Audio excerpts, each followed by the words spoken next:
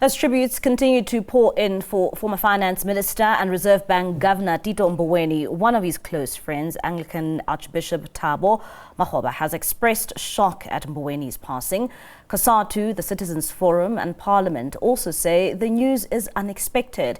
They pay tribute to 65-year-old Mboweni, who died after a short illness.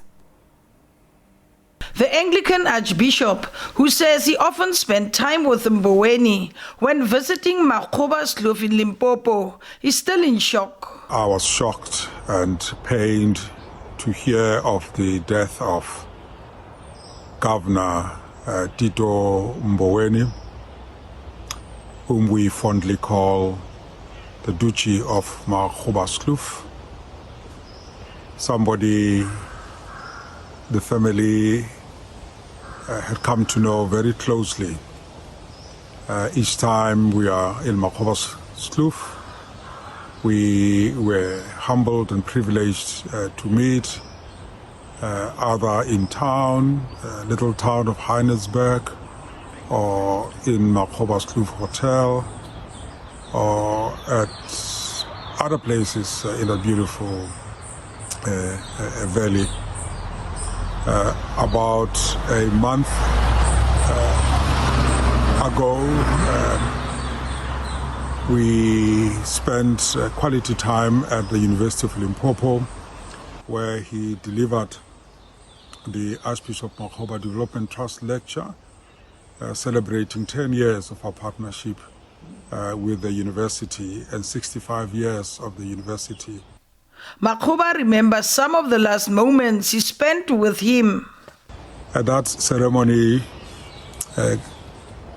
Tito and I were given the alumni's jackets, and we joked that we hope that the jackets will fit. And indeed, the university had done its background search, and the jackets did fit. We spent time after that lecture having a meal, so to speak, the Last Supper with him, the Vice Chancellor, and some professors and Deputy Vice Chancellors. And then afterwards, he posted about that. I recall our time together again at the King of Lesotho's 60th birthday. We have spent so much time together, and I just want to say condolences to the family. Parliament has described Mboweni as a distinguished and versatile servant. The Speaker of the National Assembly as well as the Chairperson of the National Council of Provinces have expressed their heartfelt condolences on the passing of Dr. Tito Mboweni. He was a distinguished and versatile people's servant who dedicated his life, passion and vast expertise to the service of the people of South Africa. Dr. Mboweni's activism spanned both the struggle for freedom and consolidation of democracy in our country. As a dedicated anti-apartheid activist, he passionately fought for justice, equality and the liberation of South Africans, laying the groundwork for the democratic values he later championed in public service.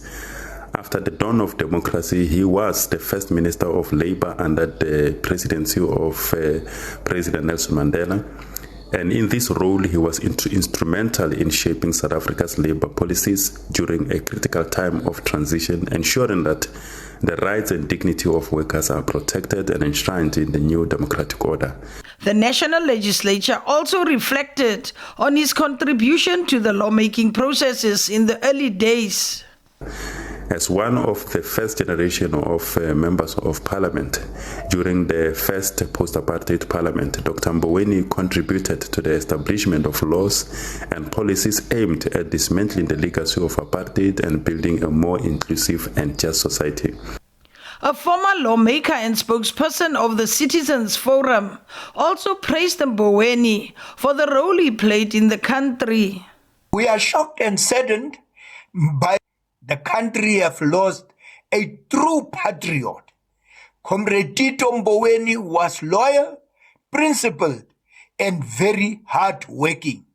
Comrade Tito Mboweni leaves this earth without any corruption scandal. We know that Comrade Tito Mboweni hated corruption with passion. His only goal was to see the lives of people getting better. We don't have any doubt that Comrade Tito Mboweni was working for the people and not for himself. We want to pass our heartfelt condolences to his family, his comrades, his friends, and his political home, the ANC. May his soul rest in peace. The Labour Federation, COSATU, also says his passing was untimely. No, it's very sad news. It's, I think, a shock to everybody. The former governor, the former minister, Tito Mboweni, was still young at 65. Definitely was enjoying retirement. So we offer his family, his friends, his comrades, colleagues, the ANC, our best wishes during this difficult time. Tito Mboweni was a larger-than-life personality, and he had played his role in South Africa's history during the liberation struggle and even in building a democratic dispensation. He had led a very colourful, impressive life. It took him where he grew up in Bordeaux near Zanin, a very poor village. He matriculated at Bankuna High School in Nkonkwo. Yet it shows you that South Africa can produce such persons of such caliber that you could not, in spite of your poor upbringing, you could reach the pinnacles of power. Minister of Finance, Minister of Labour, Governor of the Reserve Bank. I think also it shows you that he was part of a generation which said that you can reach the highest positions of power in the state and in society, but you don't need to fall prey to corruption. COSATU has described Mboweni as the founding father of NEDLAC, reflecting on their relationship with Labour when Mboweni served in the Finance and Labour ministries. We had disagreements with Tito Mboweni when he was Minister of Finance and Governor. Heated arguments, robust discussions, but we never doubted for a second his integrity or his ethics. Where he agreed with you, he would acknowledge that and concede. Where he disagreed with you, he'd also robustly say it and explain why, honestly. And I think we appreciated his commitments. And even though we had very heated discussions and disagreements as Minister of Finance, and you always have a disagreement with the Minister of Finance, the nature of the job, but we appreciate his role and his legacy as Minister of Labour, the first Minister of Labour, because our progressive labour laws today, which protect the rights of workers, millions of workers, from the right to join a trade union, to collective bargaining, to strike, to the basic conditions for the most vulnerable workers, to the right to work in a safe environment, overtime pay, the whole raft of our labour laws was crafted during his tenure as Minister of Labour. He played a key role. And even NEDLAC, he was a founding father of NEDLAC, where today government, business and labour are able to craft many solutions for difficult issues affecting workers, working class communities. So we respect his legacy, and I think we really want to wish his family well during this difficult time. Mboweni resigned as finance minister in August 2021, but remained a member of parliament until the end of January 2022, when he resigned as an MP2 and went into retirement. Mercedes Besant, SABC News, Parliament.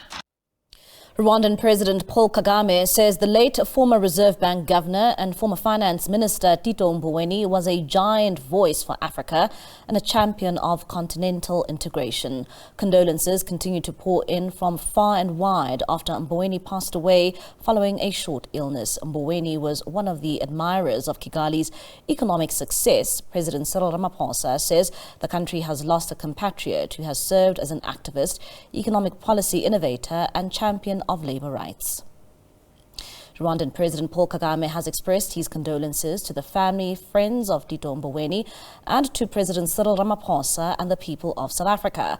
Kagame says Mboweni's counsel was invaluable in the effort of reforming the African Union, and in recent years he dedicated his energy to implementing the reform as chair of the AU Peace Fund. The Rwandan president also says Mboweni's legacy will live on for generations to come. Meanwhile, the African Center for Economic Transformation says it is devastated by Mboweni's passing. Mboweni served as the group's chairperson. At the same time, in the streets of Johannesburg, this is what people had to say about the former finance minister. Tito Mboweni was such a gentleman, man, especially when he was a finance minister. Every time when I listened to him, his budget speech, you could tell that something was going to change. So now since he's gone, but I hope other members or ANC members have learned a lot from him, as well as other upcoming politicians. He was a corrupt-free man. I've never heard of a scandal of him. Even if you follow him on Twitter, he was like cooking and his shoes. Yeah, I think he always had an educated, researched position on whatever issues he was addressing. Sometimes he took a strong stand and was not always popular, but I think he was a man of his convictions, and he certainly stood out. I was really shocked. I think Tito is someone who's so despite all the work he's done, he's also been really fun on Twitter with all his recipes. And I think he added a very personal touch with that, you know. We don't often get to interact with our ministers and with the political space, but he brought a fun element to it. And when he told me this morning, I was like, the recipes, we're gonna miss all of that. I follow him, I'm a big admirer, so I follow him on social media. He always posts his culinary experiences with us. So I was really saddened by his death. It came as a shock. I really admire that gentleman. He was a really professional man, highly regarded, respected, and I was one of the people who really thought highly of him indeed.